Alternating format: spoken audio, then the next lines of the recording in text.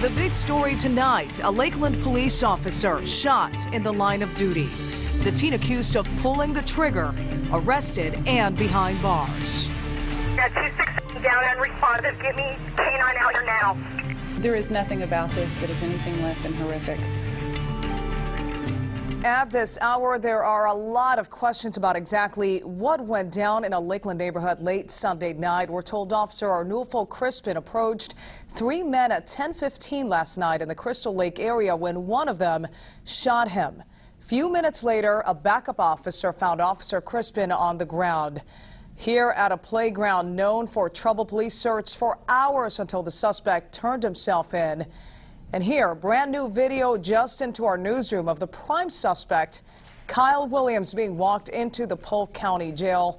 There you see him in that blue jumpsuit coming in, handcuffed. But first, Officer Arnulfo Crispin still holding on. He is out of surgery, but doctors say his condition is considered grave. From the officer to the suspect to the investigation, we've got every angle of the story covered for you tonight with live team coverage. And we start with Bay News 9's Anna Tataris, who's now joining us live from Lakeland Regional Medical Center at 5 with what we have learned about Officer Crispin. Hi, Anna. Veronica, the last official word from Lakeland Police is that Officer Crispin is in grave condition. Today we spent the day learning who he is. He grew up in the small town of Mulberry, was a student athlete and very well liked. He also comes from a large family with several sisters and brothers. We're told the family is devastated. 25-year-old Officer Arnulfo Crispin, also known to some as Arnie, was on the Lakeland Police Force for 18 months. But before that, he grew up in Mulberry. He played soccer in middle and high school and was the kicker for the high school football team. He was well liked and nominated his senior year as a homecoming candidate. The Mulberry High School principal had this to say. I don't want us to be so desensitized, but what we see and hear every day to think, oh, that's just another officer. This was someone that's decided early, I'm going to do great things, and set out to do that. And it's just a senseless, sad time, I think, for everyone. After high school, Crispin went on to play soccer at Weber International University before changing his career path to be a police officer, serving the people of Lakeland. We're told Officer Crispin's family has been by his side since last night. We spoke with a family friend who did not want to go on camera, but talked about how loving the family is, how close they are, and how proud his father was that he became a police officer. Veronica? Sad news all around. Now, here is the man police say shot one of their own, Officer Crispin. His name, 19-year-old Kyle Williams. We've been bringing you live coverage all night and all day. Sky 9 high above as he surrendered to authorities. He's there in handcuffs being escorted by officers. Now, our team coverage continues now with Bay News 9's Holly Gregory. Holly, you spoke with his father. What does he have to say about all of this? He says, Veronica, that he believes his son is innocent. That 19-year-old suspect was here at police headquarters for 9 hours of questioning before being transported to the Polk County Jail. And although police here say they are confident that they have the right man as the trigger man, his father, the suspect's father, says he believes his son may be the fall guy for others who are involved. 19-year-old Kyle Williams surrendered to police just around the block from where the officer was shot. His parents were on the phone with him at the time, convincing their son to turn himself in. Williams's father says because there were at least 3 suspicious people the officer was investigating, that it's premature to label his son as the trigger man, and he says his son might be taking the rap for his friends. He probably was pressured. He probably was lured to take the blame, but we're going to find out. Because justice needs to be done. All the parties need to be treated as such. Everyone needs to come out and say what happened, who did what, and tell the truth about it.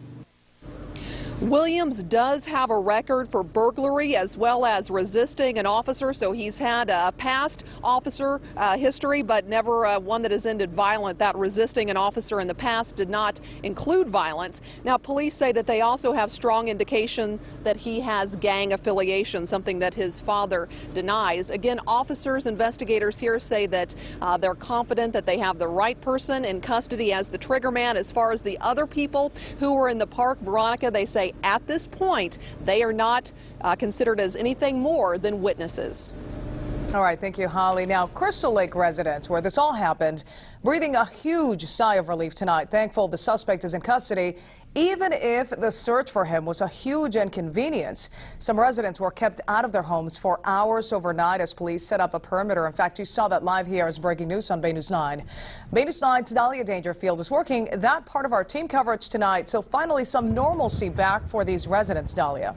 Yes, but they are still very nervous by what happened, Veronica. The alleged gunman, Kyle Williams, is right behind me in the Polk County Jail. He was brought here just about 10 to 15 minutes ago. But the community where he was arrested, well, they're still very shaken up by all of this. I was getting laundry out of the laundry room, and all of a sudden I heard a gunshot. When gunfire rang out in Lakeland's Crystal Grove community Sunday night, I'm accustomed to it. Many folks, unfortunately, didn't think much of it. I just kind of, okay, some kid's probably out there with some sort of BB gun or a gun that they shouldn't have. But this was different. An officer had been shot. When I actually heard that an officer was shot, then I started to get worried. I called my husband and said, "Can you come home?" At that time, the gunman was still on the loose and officers scoured the area. Good Lord, you know, I couldn't even begin to imagine how many law enforcement cars and trucks and you name it were here. The entire neighborhood was on lockdown. Sandra Stevens knows firsthand. They searched the inside of her U-Haul truck 5 times as she tried to get home. She lives right next door to where the shooting is believed to have taken place. It took her hours to get there. They have to do what they have to do. And even though the alleged gunman has turned himself in, this officer's shooting has some rethinking their living arrangements. Yeah, moving is very high on our list now. After all, the suspect has been known to hang out in this area, too close to home for these families, and some are worried it could happen again. Now, off camera, one neighbor even told me that he looked right into the alleged gunman's eyes after the shooting as that gunman fled the scene. Very scary for those families, but they say their hearts are going out to the officer who was shot right now, just hoping that he gets better. Veronica. We have much more coverage of this big story coming up in our next half hour. A look at the role social media played in all of this in this investigation. Plus, we have a look at your comments. What do you have to say about this? Our continuing coverage is also on demand and online at baynews9.com. On Bay News 9 On Demand, Channel 342. We've got the news conferences from this morning. If you missed them, you can check them out. And online, you can see a more detailed timeline of the events and more details on this story. Just click on this story on our homepage. The top story tonight, a student angry over being expelled and ready to take matters into his own hands. Investigators say they've stopped a plot to blow up a Tampa school. The target? Freedom High School. A teenage suspect had murder and terror on his mind. The 17-year-old was armed with everything he needed to make the first day of class a catastrophe. We have team coverage tonight. We start with Bay News 9's Lori Davison and how this plan was put to a stop. When the judge asked Kano if he wanted to say anything, he began to speak. The plan wasn't, but his attorney interrupted, advising him not to talk. The last update on his Facebook page, "I just did the dumbest thing ever," posted shortly before he was arrested. Police do believe that Kano was acting alone. They also say that his family was not aware about any of this. However, that family is cooperating fully with the investigation. Reporting live in Tampa, Lori Davison, Bay News 9. Thank you, Lori. Now, Jared Kano's next court appearance is in September. His plot put parents, teachers, and students, as you can imagine, on edge. Safety, a huge concern as the new school year gets underway. Freedom High School's principal did what he could to convince everyone the school is safe. Automatic calls to parents went out almost immediately, and helping his case is word from police that Kano was the only person behind the plot. School starts next Tuesday for Freedom High. There were some students on campus today who told us they remember Jared Kano, but not like this. I never expected this. Like, he looked like a normal kid just walking around school. Freshman year, I've seen him all the time walking down the hallway. Beefed up security will keep an eye on Freedom High for the first day of classes. All right, students who remember Kano say they never really talked to him and he didn't have a lot of friends. But what other factors played a part in taking this young man over the edge? Some digging into Kano's history revealed a past filled with drugs, divorce, and violent behavior. Bay News 9's Josh Rojas helps fill in the rest of the blanks. Court records show Jared Kano's parents got divorced about 13 years ago. Now tonight, we tried contacting both the mom and dad, but unfortunately, we were unable to reach either of them. But the court records do shed some light on the family history. The mom, Michelle Kano, was granted custody of 2 children in 1998. About that time of the divorce, the dad, Alexander Kano, was arrested twice for contempt of court involving domestic violence injunctions. The dad has since been convicted of DUI with property damage or personal injury. The principal says Kano was expelled from Freedom High last year for an incident that happened off campus. About that same time, Tampa police say Kano was accused of trying to steal his friend's grandpa's gun. Kano has been homeschooled since March of 2010.